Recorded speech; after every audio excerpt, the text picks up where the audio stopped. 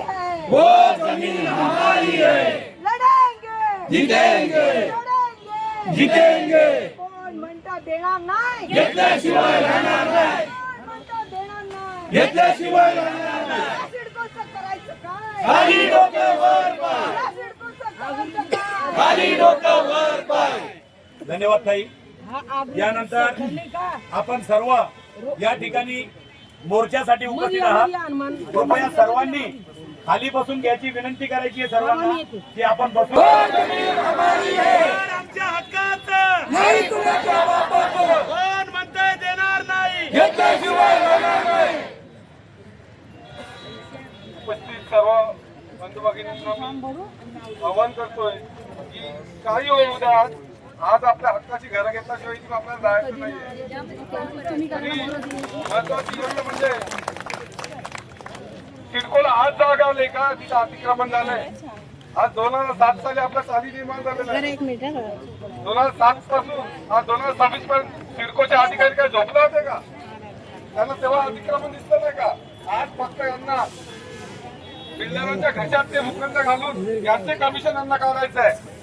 अधिकार तो काय जे काय कमिशन खायचं ते या भूखंडातून यांना खायचं आहे। आणि महत्वाची आणखी एक गोष्ट, जर भारत सरकारचा कायदा आहे, महाराष्ट्र सरकारचा कायदा आहे, बेघरांना घर, एकदम तुमचं कर्तव्य होतं की बेघरांना घर दिलं पाहिजे, तुम्ही नाही दिले म्हणून आम्ही एक एक पैसा जमा करून घरं विकत घेतली। तुमचं कर्तव्य होतं घर देणं, आज आम्ही घरं घेतली, त्या घरात आम्ही राहतोय, तुमचा काय अधिकार आहे? मोठ्या संख्येने आपल्याला मंत्रालयावर जायचंय, आझाद मैदानमध्ये जायचंय, त्याच्यासाठी आम्ही प्रयत्न करतो। तुमची साथ जर नसेल तर तुमचेही प्रश्न ते मांडता येतील आपल्याला, आपण त्या दृष्टीने प्रयत्न करूया आणि एकच लढा कसा लढण्याचा बघूया। ही लढाई छोटी नाहीये, सरकारच्या विरोधातली लढाई संपूर्ण महाराष्ट्रभर। आता तुम्ही पेपरमध्ये वाचत असाल, शक्तीपीठच्या लोकांना घरात शक्तीपीठ जो मार्ग आहे त्याच्यामध्ये शेतकऱ्यांनी केलेला आहे। काय विषय कशासाठी आला?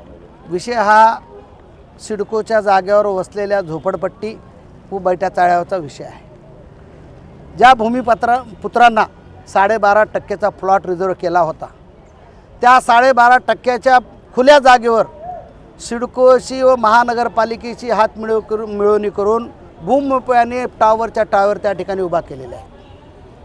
आणि आता आमच्या ह्या गोरगरीब झोपडीधारक 2002 पासून 2006 पासून 2008 पासून त्या ठिकाणी राहत आहात, त्यांच्याकडे घरपट्टी आहे, लाईट बिल आहे, अशा चोळ्या जमीनदोस्त हा सिडको करायला लागला आहे। आणि काय बोलतो की आम्हाला 12.5% जागा द्यायची।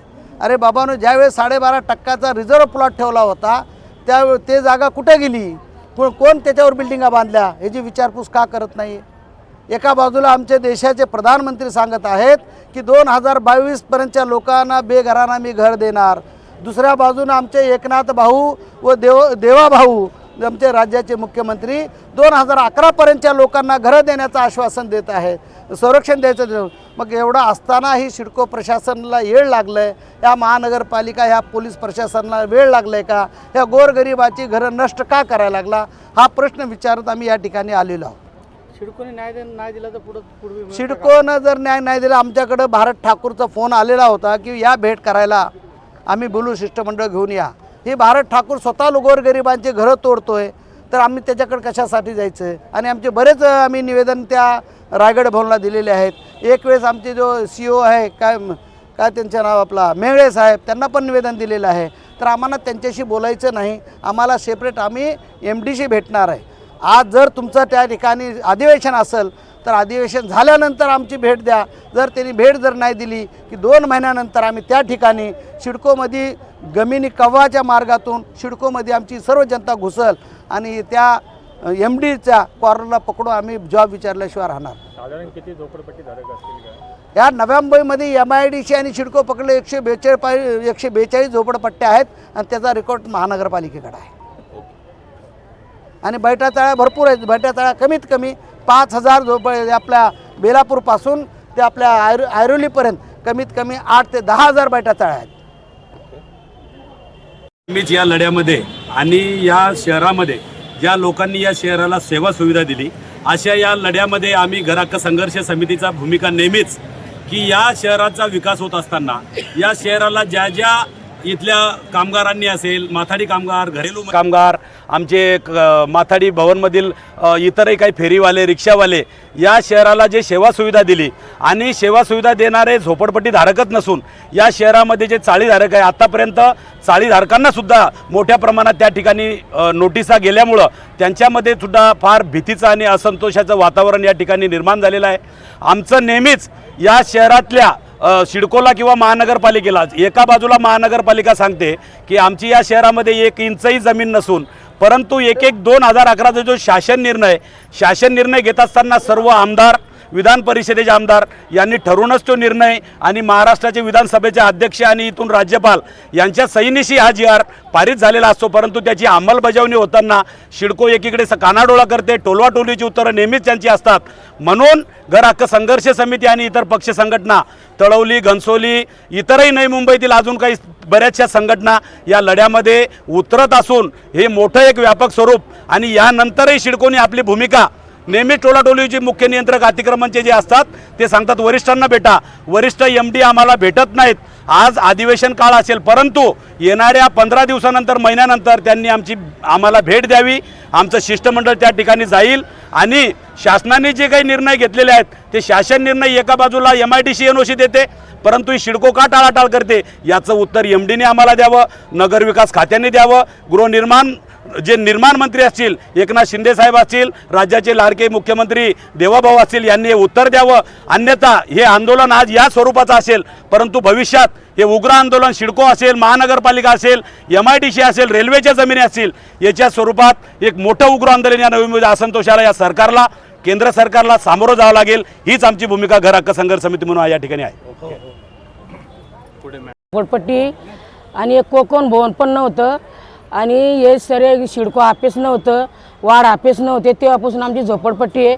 आज 35 वर्षापासून आमची झोपडपट्टी आहे आणि आमचं असं म्हणायचं आहे की इथं बाजूला एक बिल्डिंग चालू झाली, मोठा टावर, जे कोकण भवन बनलं तर सरकारी ऑफिस तिथं तयार झाले 2.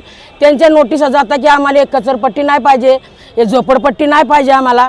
तर आमचं असं म्हणणं की आम्ही एवढे वर्षे जर आम्ही निवडून देतो सऱ्यांना, आमदार, खासदार, नगरसेवक झाले, मोदी सरकार काय बोलले की आम्ही 2022 पर्यंतला घरं देऊ. मग आता कुठे गेले, कुठे झोपले? इलेक्शनच्या पहिले आमच्याकडे सगळे वेगवेगळ्या रस्त्याने येत होते, आम्हाला हात जोडत होते की तुमचं आम्ही सर्वेक्षण करून देऊ, तुमचं पुनर्वसन करणार. इलेक्शन आताच झालं, अजून जागेवर बरोबर बसले पण नाही. इलेक्शन झाले लगे नोटिसा काढल्या यांनी, लगे तोडक कारवाई चालू केली. का आम्हाला गरीब आम्ही लोक तुमचे जर सिडकोचे अधिकारी जरी असतील, सरे असतील, आमच्या महिला तुमचे धुणे भांडे करता, तुमचं जेवण बनवता, तेव्हा तुमच्या मुलांच्या तयारी करता, तेव्हा तुमचे मुलं शाळा शिकता, तेव्हा तुम्ही त्या ड्युटीवर टायमावर हजर होता.